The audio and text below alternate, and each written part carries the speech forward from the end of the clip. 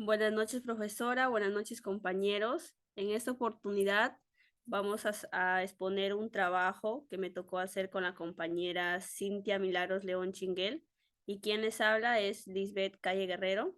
El tema que nos tocó es el ciclo de Krebs, la glucólisis, la fosforilación oxidativa. En primer lugar, vamos a explicar lo que es el ciclo de Krebs. Tenemos acá un personaje que es Hans Adolf Krebs, lo cual vamos a explicar lo que es. Antes, vamos a comenzar a explicar lo que es el ciclo de Krebs. Debemos recordar que la respiración celular consta de 3 fases, las cuales son glucólisis, ciclo de Krebs y la cadena respiratoria. Sabemos que se trata de un ciclo complejo que tiene varias funciones que ayudan al metabolismo celular. Sin este ciclo, las células no podrían tener ni cumplir las funciones vitales. El objetivo final del ciclo de Krebs es promover la descomposición de los productos finales del metabolismo y los carbohidratos, lípidos y algunos aminoácidos. Es así que se genera la energía que debe utilizar las células para cumplir sus funciones. A través del ciclo de Krebs obtenemos la energía de las moléculas de los animales orgánicos. Con esta energía podemos realizar nuestras funciones vitales y actividades físicas de nuestro día a día. Acá, en primer lugar, vamos a hablar en qué punto del metabolismo se da el ciclo. Una vez que hemos obtenido las moléculas de acetil, CoA, enzima A, de procesos catabólicos de glúcidos, lípidos y aminoácidos, ese acetil CoA va a entrar en un ciclo que es el ciclo de Krebs, para poder transportar la energía que está en la acetil CoA, enzima A, otras moléculas. Como podemos ver en la imagen, nos da el acetil CoA que se va al ciclo de Krebs, la cual está dando una rotación de transportadores de E reducidos NADH y FDH. Vamos a hablar qué es el ciclo de Krebs, su localización, matriz mitocondrial, combustible acetil CoA, la cual les estaba mencionando ya, el ciclo anfibólico, catabólico más anabólico, y sus 8 reacciones, de 3 de ellas irreversibles. Como podemos ver, aquí tenemos una visión general del ciclo de Krebs que vamos a ver paso a paso. La primera reacción va a ser la incorporación de acetil CoA enzima A. ¿Pero de dónde venía el acetil CoA enzima A? Pues venía de procesos catabólicos, lípidos y aminoácidos. En este caso reflejamos el catabolismo de los glúcidos, donde a partir del piruvato y por la descarboxilación oxidativa, en este vamos a obtener el acetil CoA enzima A que se incorpora al ciclo. También tenemos la primera reacción, va a ser una condensación donde el acetil CoA enzima A con 2 átomos de carbono se une a una molécula de oxalacetato que tiene 4 átomos de carbono y van a formar una molécula de citrato que tienen 6 átomos de carbono. En esta reacción será catalizada por una enzima que se llama citrato sintesa. La segunda reacción del ciclo va a ser isomerización. ¿En qué consiste? Consiste en una reorganización de 2 enlaces de la molécula del citrato. ¿Qué ocurre? Le quitamos una molécula de agua y si la volvemos a añadir de tal forma que lo obligamos a reorganizar esos enlaces. La siguiente reacción va a ser una deshidrogenación en isocitrato. Aquí enzima A la que actúa en el isocitrato, deshidrogenasa, y la reacción que se desarrolla en una descarbonización oxidativa. ¿Por qué? Porque se produce la liberación de un átomo de carbono en forma de CO2 y se produce la liberación de electrones que nos captarán moléculas NADH+, que son cofactores enzimáticos oxidados y que se produce forma NDH. La cuarta función es la transformación del alfa-cetoglutarato en succinil CoA enzima A. Es otra descarbonización oxidativa y está catalizado por la alfa-cetoglutarato deshidrogenasa. ¿En qué ocurre esta reacción? Inicialmente pasa lo mismo que la reacción anterior. Se va a liberar un átomo de carbono porque habíamos pasado de tener 6 átomos de carbono de ixoxitrato a tener 5 átomos de carbono en alfa, cetogluterato. Y ahora vamos a transformar succinil CoA enzima A, que tendrá 4 átomos de carbono. Pero al igual que sale una molécula CO2, entra una enzima que se une a la nueva succinil, CoA enzima A. Y asimismo los electrones que se liberan se unen a unos cofactores enzimáticos que están oxidados y se reducen para formar lo que es el NADHA. La quinta reacción va a ser una fosforilación a nivel de sustrato. La succinil CoA enzima A que habíamos formado ahora va a perder una coenzima que había captado anteriormente y asimismo utilizamos la energía de esta reacción para transformar un GDP más un fósforo inorgánico en un GTP, que también es un análogo energético como el ATP, por lo tanto, hemos transformado la succinil CoA enzima A en succinato y va a ser a partir de la enzima succinil CoA sintetasa. La sexta reacción del ciclo de Krebs va a ser una oxidación, vamos a transformar un succinato en fumarato. ¿Y cómo es una oxidación catalizado por la succinato deshidrogenasa? Vamos a liberar electrones que lo captarán en ese caso de un FAD más y se transformará lo que es en un FADH2. La séptima reacción del ciclo parte del fumarato. Se va a producir una hidratación a partir de la fumarasa. Una hidratación es captar una molécula de H2O y se va a transformar al L-malato. Y por último, la reacción del ciclo de Krebs va a ser una deshidrogenación del L-malato que se va a transformar en oxalacetato, que era la primera molécula del ciclo de Krebs. Entonces, como es una deshidrogenación y se produce por la L de malato, deshidrogenasa, vamos a liberar electrones que van a volver a captar otros cofactores enzimáticos.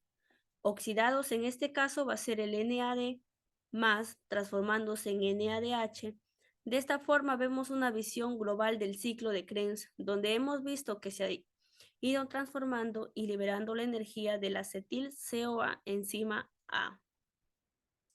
Tenemos acá lo que es el tema, la fosforilación oxidativa. En la cadena de transporte de electrones, que forman un gradiente de protones a través de la membrana mitocondrial interna, lo que promueve la síntesis del ATP por medio de la quimiosmosis. La fosforilación oxidativa se conforma de dos componentes estrechamente relacionados, la cadena de transporte de electrones y la quimiosmosis. En la cadena de transporte de electrones, los electrones se transforman de una molécula a otra y la energía liberada cuando se transfieren los electrones se utiliza para formar un gradiente electroquímico. En la quimiosmosis, la energía almacenada en el gradiente se utiliza para sintetizar lo que es el ATP. La entrega de electrones por NADH y FADH2. Tenemos los acarreadores de electrones NADH y FADH2. Reducidos en otros pasos de la respiración celular, transfieren sus electrones a las moléculas cercanas. Al inicio de la cadena de transporte en el proceso se convierten en NAD y FAD que pueden ser reutilizados en otros pasos de la respiración celular. Transferencia de electrones y bombeo de protones. Conforme se mueven los electrones en la cadena, se desplazan en un nivel de energía más alto a uno más bajo, lo que libera energía. Parte de esa energía se utiliza para bombear iones, de o que los desplaza fuera desde la matriz hacia el espacio intermembranal. Este bombeo establece un gradiente electroquímico, separación de oxígeno molecular para formar lo que es el agua.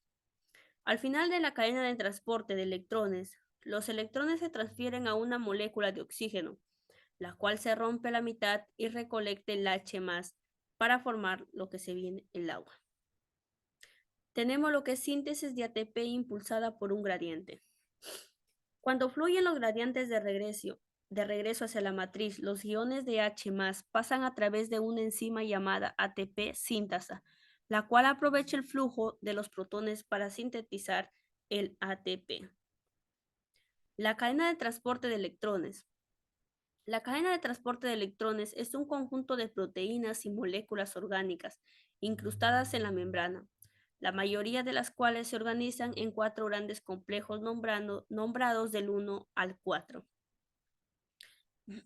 En eucariontes, muchas copias de esas moléculas se encuentran en la membrana mitocondrial interna.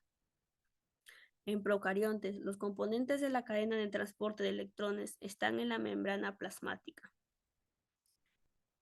Por último, ¿qué función cumple el oxígeno en la fosforilación oxidativa y qué ocurre si no hay oxígeno?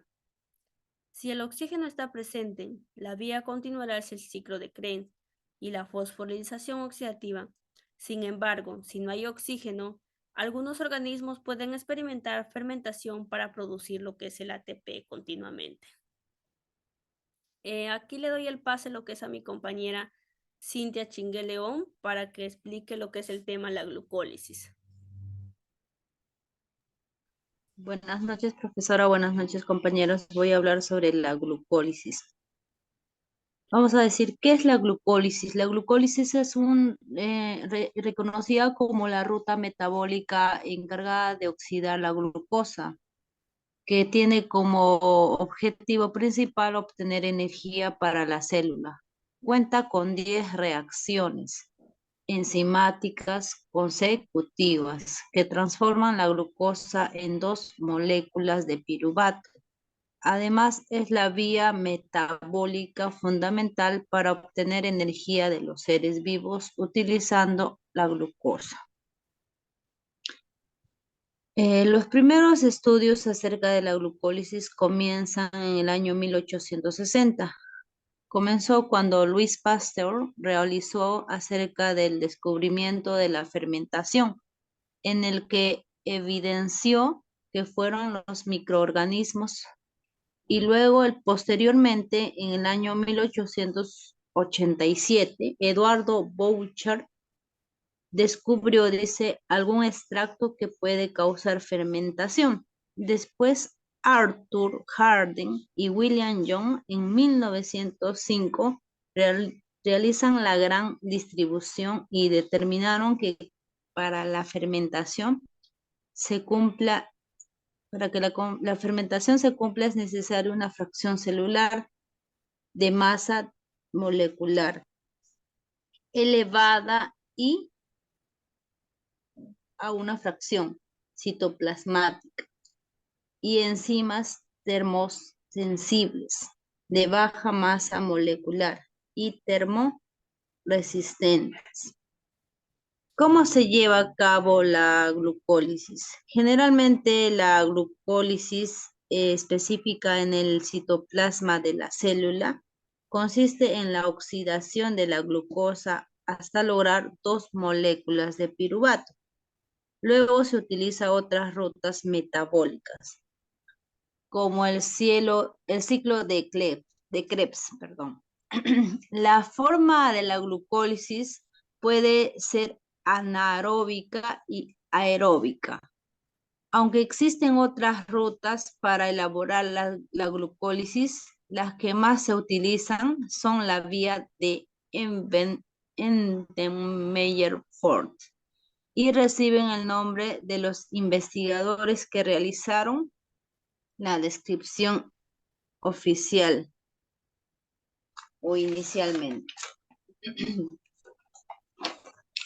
La importancia. ¿Por qué es importante la glucólisis?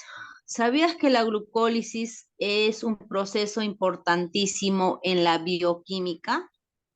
Es conocida como la reacción base para la vida y un soporte para la vida celular. También hay que destacar que muchos estudios revelan acerca de los detalles de las rutas metabólicas que existen y otros aspectos de la vida de las células. ¿Qué permite que la glucólisis esté en nuestro cuerpo? La glucólisis es el proceso químico que permite, al metabolismo y a la respiración. Esto ocurre por medio de la descomposición de la glucosa. Por ejemplo, esto produce un alto rendimiento de las moléculas que intervienen en la respiración celular y metabolismo. Esto ocurre de manera anaeróbica y aeróbica. Como lo has visto anteriormente, la aeróbica es un tipo de metabolismo que hace parte del proceso para extraer la energía de las moléculas orgánicas. Este proceso ocurre a través del oxígeno, por medio de la oxidación del carbono, mientras que anaeróbica no utiliza el oxígeno para lograr la oxidación, sino el nitrato. ¿Cómo está compuesta la glucosa en sí?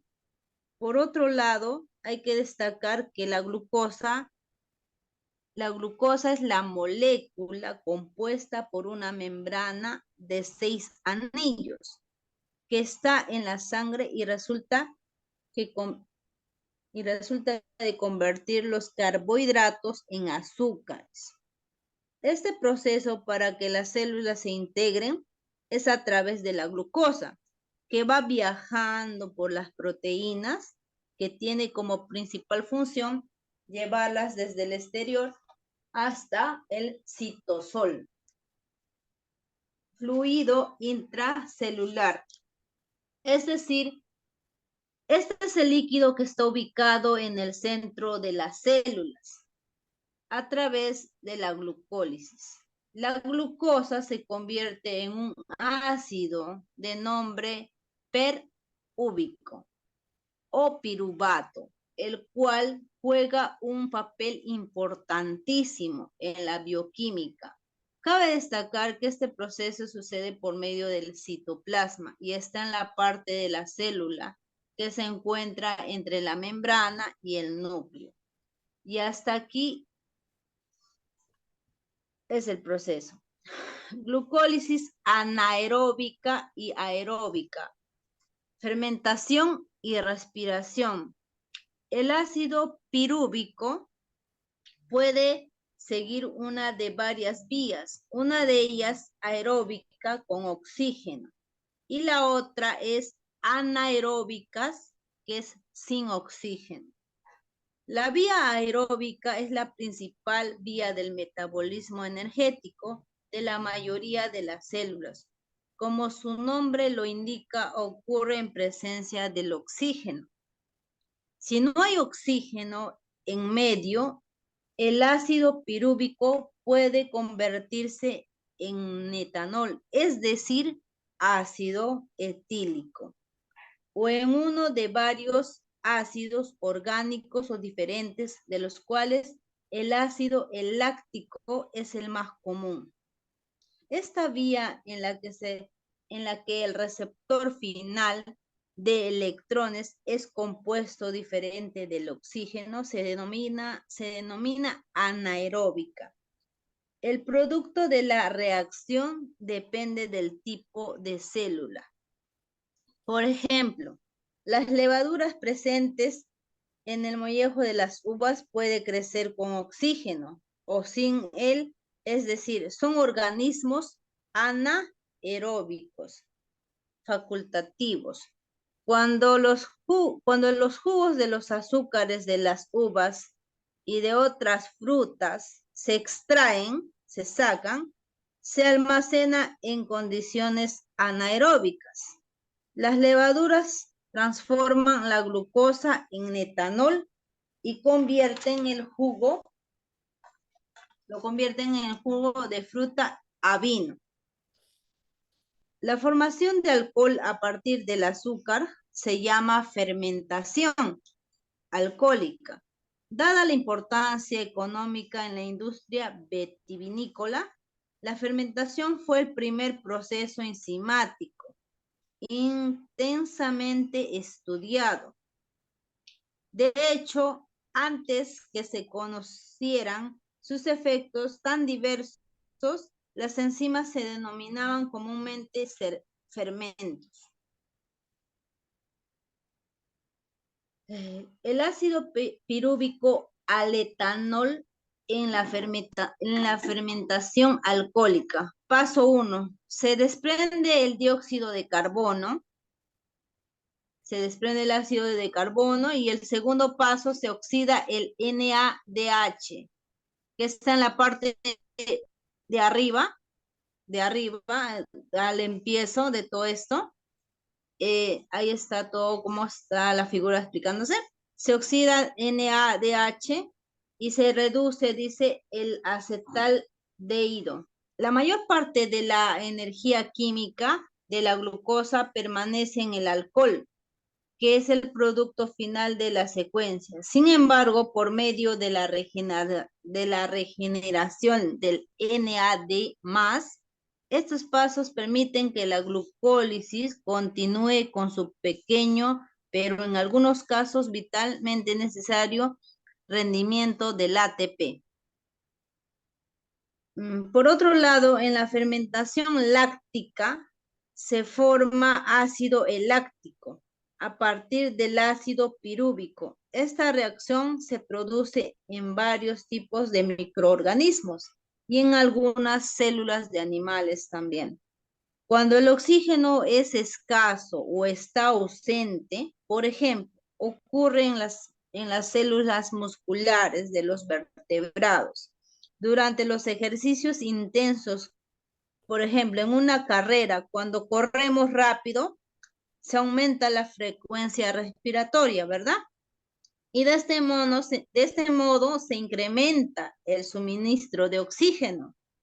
Pero incluso este incremento puede no ser suficiente para satisfacer los requerimientos inmediatos de las células musculares. Sin embargo, las células pueden continuar trabajando y acumular lo que se conoce como deuda de oxígeno. La glucólisis continúa con la utilización de la glucosa liberada por el glucógeno almacenado en el músculo, que es la energía. Pero el ácido pirúvico resultante no entra en la vía aeróbica de la respiración, que veremos de esta manera. En lugar de ello, se convierte en ácido láctico, que a medida que se acumula, disminuye el pH del músculo y reduce la capacidad de las fibras musculares para contraerle. Así se produce la sensación de fatiga muscular. Y el ácido láctico se difunde en la sangre y es llevado al hígado. Posteriormente, cuando el oxígeno es más abundante, como resultado de la inspiración y expiración profunda que siguen al ejercicio intenso, y se reduce la demanda del ATP. Eso está en la parte de arriba, compañera, en el primer enlace, el primer diapositiva, disculpa. El ácido láctico se reintetiza en ácido pirúvico y de nuevo en glucosa o glucógeno. ¿Por qué el ácido pirúvico se convierte en ácido láctico? Veremos ahora. Y luego vuelve a convertirse en ácido pirúvico. Bueno, la función de la conversión inicial es simple. Se usa el NADH y regenera en NAD+, sin el cual la glucólisis no podría continuar. Aun cuando el proceso general parece ser un derroche en términos del consumo energético, la regeneración del NAD+ puede ser de importancia capital en la economía del organismo y marcar diferencia entre la vida y la muerte. Cuando un animal sin aliento necesita una última descarga de ATP para escapar de un depredador o también capturar a una presa.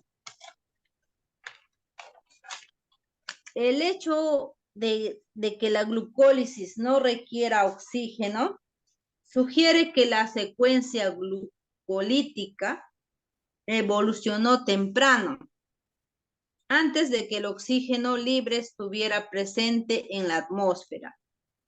Es posible de que los organismos unicelulares primitivos utilizaran la glucólisis o un proceso muy semejante para extraer energía de los compuestos orgánicos que absorbían del medio acuoso en el que vivían.